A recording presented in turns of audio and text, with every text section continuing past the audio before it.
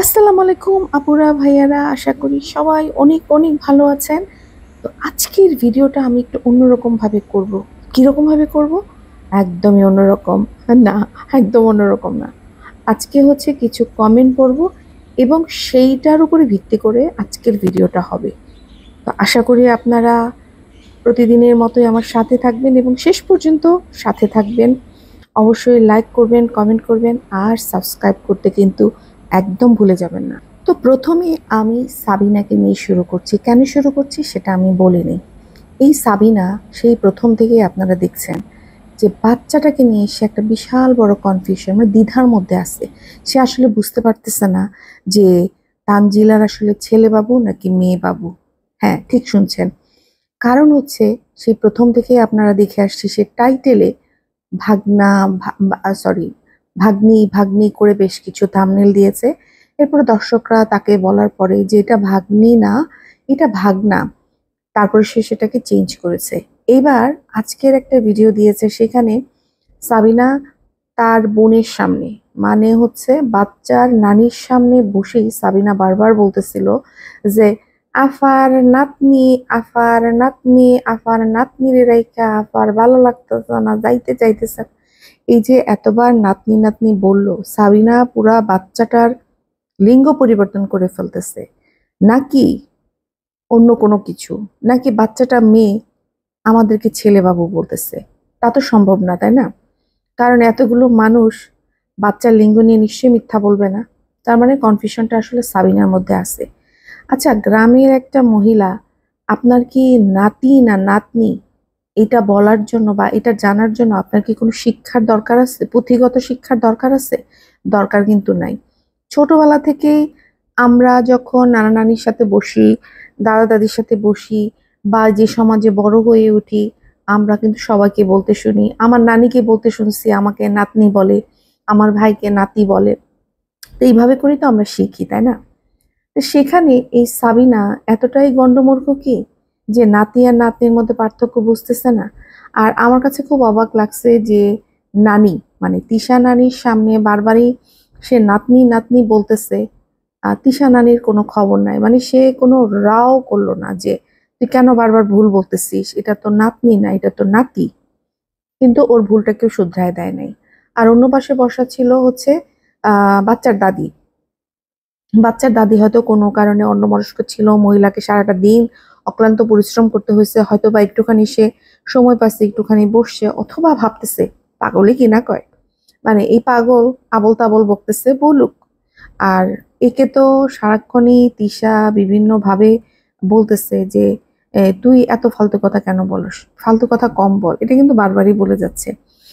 তো সেখান থেকে হয়তোবা দাদি সেভাবে খেয়াল করে না, কিন্তু আসলে সাবিনা কিন্তু আমাদের মধ্যে একটা কনফিউশন তৈরি করতেছে বাচ্চাটাকে নিয়ে। সে যখন প্রথম তার বোনের শ্বশুর বাড়িতে গেল, তার মানে হচ্ছে বাপ্পির বাড়িতে গেল, সেখানে তাকে দর্শকরা বিভিন্ন বাজে কমেন্ট করার পরে সে কমেন্ট বক্স বন্ধ করে দিয়েছে। এবং সেখানে সে একটা কথা বলেছিল, আমি ভুলে গেছি শেয়ার করতে, অনেক সময় আসলে মাথায় থাকে না। সে বলছে যে আহ, সে নাকি প্রায়ই মামিমার বাড়িতে আসতো, মানে তার বোনের শ্বশুর বাড়িতে সে নাকি প্রায়ই আসতো। এবং তার এই মামিমা নাকি প্রায়ই তাকে দিয়ে রান্না করাইতো। হ্যাঁ, তা এই যে একটা মিথ্যা গল্প সে ফাঁদলো, এই মিথ্যা গল্পটা আপনাদের কারো কি, আপনারা কেউ কি মানে দেখছেন ভিডিওতে? আমি কিন্তু দেখি নাই। অল দা ওয়ে আমি দেখছি তিশাকে, তিশা শ্বশুর বাড়িতে বছরে একটা ঈদ করতে আসতো এবং সেখানে তিশা এই মুখ গম্ভীর করে রাখতো, চেহারা কালো করে রাখতো। তাকে কেন শ্বশুর বাড়িতে ঈদ করতে হয়, বাবার বাড়িতে যেতে পারতেছেন, এই ধরনের একটা জিনিস বেশ কিছুদিন আগে ভিডিওতে দেখতাম। এরপর যখন তিশা টাকা ইনকাম করা শুরু করলো, তখন বাপ্পি তার বসে চলে আসছে, তখন আর বাপ্পি ওই মার বাড়িতে ঈদ করতে হবে এমন কিছু না, ওকে ওর বাপের বাড়িতেও নিয়ে যেত।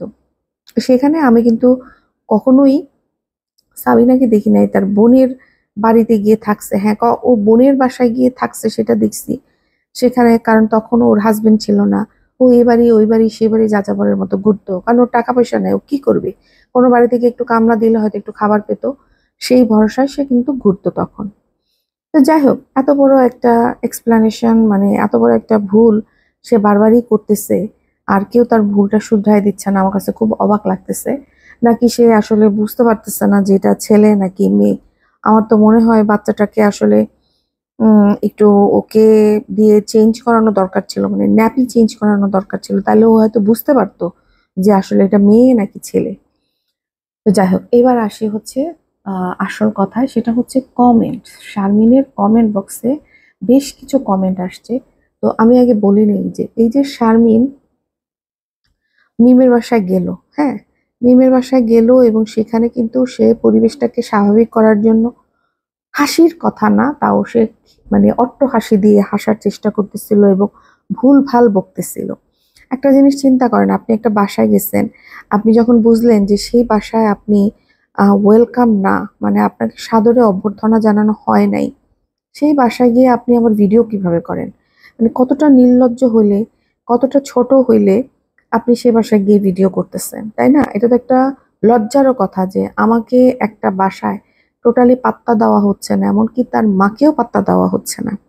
তার মা, আচ্ছা আমি আগে কমেন্টটা পড়ে নিই। যে একটা মহিলা কমেন্ট করছে, তার নাম হচ্ছে প্রবাসী বউ, ঠিক আছে? এই প্রবাসী বউ কিন্তু মিমের হয়ে অনেক লড়ে। তো এবার দেখেন, আজকে শারমিনের ভিডিওর আপনার টাইটেলটা ছিল যে তাকে অবহেলা করা হয়েছে এরকম, বা দর্শকরা বলছে। তো সেখানে এই প্রবাসী বউ বলছে, কোথায় অবহেলিত হইলেন? আপনি নিজে কি কথা বলছিলেন? এই সময় ও হাঁটা চলাফেরা করতে পারে না, বাবু ভাই তো আপ্যায়ন করেছে, আপনার উচিত ছিল মিম আপুর সঙ্গে কথা বলা, কারণ দুজনের মনে অনেক রাগ অভিমান আছে। গ্যাসের যেহেতু মানে গ্যাসেন যেহেতু, এরকম বোধহয় বলতে চাইছিল, কোলাকুলি করতে এবং বলতেন যা হওয়ার হয়ে গেছে সব ভুলে যা। দেখেন, এই যে প্রবাসী বউ যে বলল যে এই সময় নাকি মিম হাঁটা চলাফেরা করতে পারে না, অথচ আমরা কিন্তু 2 দিন আগে মিমকে দেখছি ছাদের উপরে উঠে রাব্বিকে কিভাবে রং মারছে, আর হচ্ছে ওই যে কি কি কি কি নোংরামি যে করছে, ঠিক আছে? সেগুলি করার সময় সে হাঁটা চলাফেরা করতে পারছে, ছবি তোলার সময় সে ছাদের উপরে যেতে পারছে, অথচ তার শ্বশুরবাড়ির লোকজন আসছে। ও আরেকটা আছে, মরিয়মের এই বাপের বাড়িতেও কিছুদিন আগে গিয়ে আসছে, সাবিনার বাসায় 2 দিন পর পর যায়, সেখানে কিনা তার শ্বশুরবাড়ির লোক আসছে। কতটা অভদ্র, কতটা অভদ্র একটা মানুষ হইতে পারে! বাসায় যখন কোনো গেস্ট আসে, তাকে, হতে পারে সে আমার শত্রু, কিন্তু শত্রুর সঙ্গে এও এরকম ব্যবহার করা ঠিক না, যেটা মিম করছে। অবশ্যই মিমের পতন হবে, এটা আমরা সবাই ইনশাল্লাহ দেখব। যে সে যেভাবে, তার শাশুড়ি কিন্তু দেখেন, একজন মুরব্বী মানুষ যখন আপনার দিকে তাকিয়ে হেসে যখন আপনার সাথে কথা বলে, আর আপনি যখন চেহারা কালো করে রাখেন, তখন সেই বুড়ো মুরব্বী মানুষটা কিন্তু একটু কষ্ট পায় এবং এটা কিন্তু তার জন্য অপমানজনক, ঠিক আছে? সেটা কিন্তু মিম করছে, এই মহিলা মনে হয় সেটা দেখে নাই। আর বাবু চেষ্টা করছে, সত্যি কথা, কারণ বাবু তো লজ্জিত, কারণ বাবু দেখতেছে যে বাবুর বউ তো একদমই নড়তেছে না, জাস্ট বসে আছে সে, এমনকি উঠে পর্যন্ত দাঁড়ায় নাই। এত মানুষদের আমরা আছে না যে বড়দেরকে দেখলেও উঠে দাঁড়ায়, তাদেরকে একটু রেসপেক্ট জানাই, সেটা তো সে করেই নাই। তো বাবুকে তো অবশ্যই আপ্রাণ চেষ্টা করতে হবে।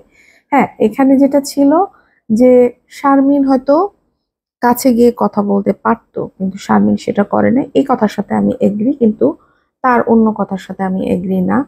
আচ্ছা, এরপরে হচ্ছে একজন আপা, ওনার নাম হচ্ছে মনোয়ারা মজিদ। উনি কিন্তু মিমের উপরে প্রচন্ড রকম ভাবে রেগে আছে বলা যায়, কারণ উনি তানজিলার কমেন্ট বক্সে গিয়েও কিন্তু মিমকে নিয়ে কথা বলে আসছে, এবং শারমিনের কমেন্ট বক্সেও উনি কিন্তু লিখছেন যে মিমের ব্যবহার দেখে অবাক হয়ে গেলাম, আসলে মিমের কোনো পারিবারিক শিক্ষাই নাই, শাশুড়ি ননদ গেল, মিমের কোনো ভক্তি শ্রদ্ধাই দেখলাম না, মহান আল্লাহ পাক ছাড় দেন, ছেড়ে দেন না, মিমের কপালে যে কি আছে আল্লাহ পাক জানেন। বাবুর এইগুলা দেখা দরকার, মা বোনের অসম্মান, মানে মা বোনের অসম্মান বাবুকে বুঝতে হবে। বেয়াদব ও অসভ্য মেয়ে, মিমের এত অহংকার কিসে বুঝলাম না। আর কোনোদিন মিমের বাসায় তোমাদের যাওয়া উচিত না, তোমাদের ভদ্রতা তোমরা করেছো যথেষ্ট। তো যাই হোক, ওনার সবকিছুই আমি মেনে নিচ্ছি, কিন্তু উনি একটা জিনিস বলেন নাই শারমিনকে, যে শারমিনও যখন শারমিনের শাশুড়ি শারমিনের বাসায় যায়, শারমিনও কিন্তু চেহারাটা কালো করে রাখে এবং শাশুড়িকে দিয়ে কিন্তু সমস্ত কাজ করায়। ও ইচ্ছা করে এগুলো করে যাতে করে শাশুড়ি এসে কাজগুলো করে দিয়ে যায়, কারণ শাশুড়িকে হয়তো কিছু টাকা ওদেরকে দিতে হয়, সেই জন্য এই অসম্মানটা কিন্তু ওরা করে। তো আশা করব আপা, আপনি মাঝে মাঝে আমার কমেন্ট বক্সে কমেন্ট করেন। আশা করি আপনি আহ এই আমি যে কথাটা বললাম, যদি আপনি আমার ভিডিওটা আজকে দেখে থাকেন, তাহলে আপনি এই মেসেজটাও আশা করি আপনি শারমিনকে দিবেন। কারণ শারমিন যেটা করতেছে, আসলে হয় না যে কর্মফল কর্মফল কথা বলে। তো শারমিন যেরকম করতেছে, শ্বশুরবাড়ির লোকজনকে, শাশুড়িকে যেভাবে অপমান করে, তো শারমিনকে সেটা অবশ্যই ভুগতে হবে, শারমিনের মাকেও সেটা ভুগতে হবে। তবে মিম যেটা করছে, অবশ্যই মিমের পতন তো অবশ্যই আছে। কারণ মিম শুধু বাবুর সাথে না, এর আগে কিন্তু সানির পরিবারের সাথেও অনেক বাজে ব্যবহার করে আসছে, ওদেরকে ছোট করে আসছে। মিমের আসলে এখনো বিচার শুরু হয় নাই, মিম এখনো দেখে নাই আল্লাহর বিচার। তো সেটা হয়তো অচিরেই শুরু হবে। কমেন্টগুলো আসলে মিলে ঝিলে পজিটিভ নেগেটিভ মিলেই ছিল। কেউ মিমের পক্ষে, কেউ শারমিনের পক্ষে, পক্ষে বিপক্ষে নিয়ে কিন্তু কমেন্টগুলো করা হয়েছে। যে দুটো কমেন্ট পড়লাম, সেই দুটো কমেন্ট আমি এই কারণেই পড়লাম যে এই দুটো কমেন্ট আসলে খুব সুন্দর করে করা। বাকিরা যেগুলো করেছে সেগুলো খুবই কমন। আর এই দুজনেরটা কেন পড়লাম, এই দুজন মোটামুটি না, প্রবাসী বউ হচ্ছে মিমের একদম বলতে পারে না ভক্ত, সেটাকে বলা হয় ভক্ত। কি জানি এই মহিলা সেই মহিলাই কিনা, যে কিনা মিমের বাসায় গিয়ে যে ছিল কিছুদিন, প্রবাসী বউ, বুঝতে পারছেন? ওই মহিলাটাও সম্ভবত তার স্বামী বিদেশে থাকে, হতে পারে এই প্রবাসী বউই মিমের বাসায় গিয়েছিল মিম যখন হাঁটতে পারতো না সেই সময়টাতে। তো যাই হোক, এখানে আবার এই মাল্টি নোংরা আবার তার কিছু কথা আবার সে সেখানে লিখছে। জমি কেনার পর জমি দেখতে এসে এক অন্যরকম ভালোবাসা কাজ করছে। কেমন হলো আমার জমিটা, বাসায় গিয়ে অপমানিত হয়েছে হয়েছে দেখেন, বানানের কোনো ছিরি নাই। গিয়ে অপমানিত হয়েছে, এর জন্য হয়তো কোথাও না কোথাও আমি নিজেই এটা দেয় না, দায়ী হবে। ওকে। আম, আমার আমার খুশি থেকে, আসলে আমার খুশি দেখে, আমার খুশি থেকে খুশি হলো কে দুঃখ বলো, তাতে আমার কোনো কিছু যায় আসে না। মানে মানে এ হচ্ছে পুরাই গন্ডমূর্খ। কোনোভাবে বানানগুলো লিখছে, কিন্তু আসলে কি মানে চিন্তা করেন, বাংলাও বলতে পারতেছে না। আমার খুশি দেখে কে খুশি হলো, কে দুঃখ পেলো, তাতে আমার কোনো কিছু যায় আসে না, এটাই সে বলতে চাইলো। আমি নিজেই খুশি, আমি নিজের সন্তুষ্টি, আমি এটাই হ্যাপি। মানে যে কি যে বুঝাইতে চাইলো বুঝলাম না। প্রথম দিকে যতটুকু বুঝলাম যে হ্যাঁ, তার কিছু যায় আসে না, তার কিছু যায় আসে না বলেই তো তার গায়ে লাগছে। হ্যাঁ, গায়ে আসে না মানে মুখ দিয়ে যতই বলি যে আমার গায়ে লাগে না, কিন্তু আমি যখন একটা মানুষের বাসায় গিয়ে অপমানিত হব, অবশ্যই আমার ভিতরে রিয়াকশন হবে। আমি মানুষ যদি হই, আর আমি যদি রোবট হই, তাহলে কোনো রিয়াকশন হবে না। তো এটা তো ভুয়া একটা কথা বলছে। আর তোমাকে অপমান হইতেই হবে, কারণ তোমার শাশুড়ি তোমার বাসায় গিয়ে অপমানিত হয়। তোমার নাকি তোমার, হ্যাঁ, এই এই শারমিনের হাজবেন্ড আমাদেরকে বুঝাইলো যে শারমিন ঘুমের ওষুধ খায় নাকি মদ খায়, কি জানি কি খায়, খায় নাকি নাকি ঘুমের ওষুধ খেয়ে পড়ে থাকে। হ্যাঁ, যার কারণে সে নাকি সকালবেলা চেহারা কালো করে রাখে তার মারে দেখলে। হ্যাঁ, মায়েরে দেখলে তার চেহারা কালো হয়ে যায়। অথচ এখন যে বেড়াইতেছে, আপনারা কি শারমিনকে দেখছেন যে কোনোভাবে কোনো মাল খায় আসছে? শারমিন কিন্তু কোনো মাল খাওয়া অবস্থা দেখা নাই, হা হা হি হি হু হু হা হা করতেই আছে, এবং তার মুখ থেকে কিন্তু হাসি থামতেছে না। তো এবার আপনারা কি বুঝতে পারছেন শারমিন আর মাল্টি নোংরা আর বিল্লুর নাটকের আসল কারণ? এই নাটকগুলি যদি তারা না করতো, এই নাটকগুলি না করলে তাদের ভিউজ হতো না, আর ভিউজ না হলে তারা এই জমি কিনতে পারতো না। সো প্রথম স্টার্টিং বিল্লু করছে, বাট আমি বলতেছি না যে এই কয়েকদিনের টাকা দিয়ে ওরা হচ্ছে এই জমি কিনছে, তা কিন্তু না। ওই যে নাটকটা কখন শুরু হয়েছে, যে ওর গলায় পাড়া দিয়ে ধরছে, ওর জামাই আরেকটু হলো মরে যাইতো, ঠিক আছে, জেলখানায় দৌড়াদৌড়ি হ্যানা ত্যানা, ওই তখন থেকেই কিন্তু প্ল্যান করে ওরা ভিডিওগুলো করছে, যাতে করে কিনা এই জমিগুলি কিনতে পারে। আপনারা কি এখন ক্লিয়ার হয়েছেন যে আসলে নাটকগুলো কেন চলতেছে? নাটকগুলো প্রত্যেকটারই একটা স্টোরি আছে, প্রত্যেকটারই উদ্দেশ্য আছে। হ্যাঁ, নাটক এখনো থামে নাই, নাটক আরো শুরু হবে। মাত্র তো জমি কিনছে, এই জমিকে ফুললি ওদের নিজেদের আয়ত্তে আনতে হবে, মানে নিজেদের করে নিতে হবে, সেই টাকাটাও দিতে হবে ওদেরকে। এরপরে থাকবে জমি কিনে বাড়ি করার পালা। নাটক কিন্তু থামবে না, ঠিক আছে? আর আমাদের জন্য তো খুব ভালোই, ওরা নাটক করবে আর আমরা অনেক কন্টেন্ট পাবো। সেই কন্টেন্ট করে আমরাও কিছু ভিউজ হয়তো কামাবো, ওদের মতো কামাতে পারবো না, কারণ ওদের মতো নোংরামি তো আমি দেখাতে পারতেছি না। হ্যাঁ, যদি দেখাতে পারতাম তাহলে হয়তো বা আমারও অনেক ভিউজ হতো ওদের মতো। তো যাই হোক, আল্লাহ মাফ করুক, ওইরকম কিছু যেন করতে না হয় টাকার জন্য। তো আজকের ভিডিওটা এই পর্যন্তই। বেশি কথা বলবো না। পরবর্তীতে যদি আরো কোনো কন্টেন্ট মাথায় আসে বা দেখার সময় পাই, তাহলে অবশ্যই আপনাদের সাথে শেয়ার করব। আর আসলে ভিডিও করে আপনারা যখন দেখেন এবং আপনারা যখন কমেন্ট করেন, তখনই কিন্তু আরেকটা ভিডিও করার মতো উৎসাহ পাই। তো যাই হোক, সবাই অবশ্যই পাশে থাকবেন আর অবশ্যই ভালো থাকবেন। কোভিড কিন্তু আবার ধরা পড়ছে এবং সব ঘরে ঘরে কিন্তু কোভিড হচ্ছে। তো সবাই মাস্ক পরবেন, বাচ্চা থেকে সাবধানে থাকবেন। তো আল্লাহ হাফেজ।